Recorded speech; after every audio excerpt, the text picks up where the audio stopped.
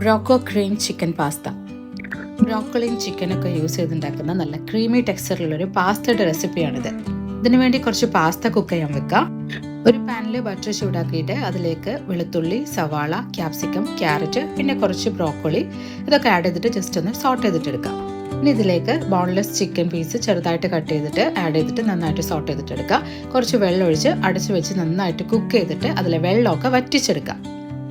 വേറൊരു പാനിൽ കുറച്ച് ബട്ടർ ചൂടാക്കി അതിലേക്ക് 2 ടേബിൾ സ്പൂൺ ഗോതമ്പ് പൊടി ചേർത്തിട്ട് നന്നായിട്ട് ഇളക്കി കൊടുക്കുക. അതിലേക്ക് കുറച്ച് പാൽ ആഡ് ചെയ്ത് കൊടുക്കുക. 1 ഇയറിന് താഴെയുള്ള മക്കളാണെങ്കിൽ നമ്മൾ ഫോർമുല മിൽക്ക് ആഡ് ചെയ്താൽ മതി. ഇത് നമ്മൾ അടുപ്പിൽ വെച്ച് ചെറുതായിട്ടൊന്ന് കുറുകി വരുമ്പോൾ അതിലേക്ക് നമ്മൾ നേരത്തെ റെഡിയാക്കി വെച്ച വെജിറ്റബിൾസ് ചിക്കൻ മിക്സും പാസ്തയും കൂടി ആഡ് ചെയ്യാം. നമ്മുടെ ക്രീമി ടെക്സ്ചറിലിരിക്കുന്ന പാസ്ത ഇവിടെ സെറ്റ് ആയിട്ടുണ്ട്. 10 മന്തിന് താഴെയുള്ള ബേബീസിനാണെങ്കിൽ പാസ്ത ചെറുതായിട്ട് കട്ട് ചെയ്തിട്ട് എടുക്കാൻ ശ്രദ്ധിക്കുക.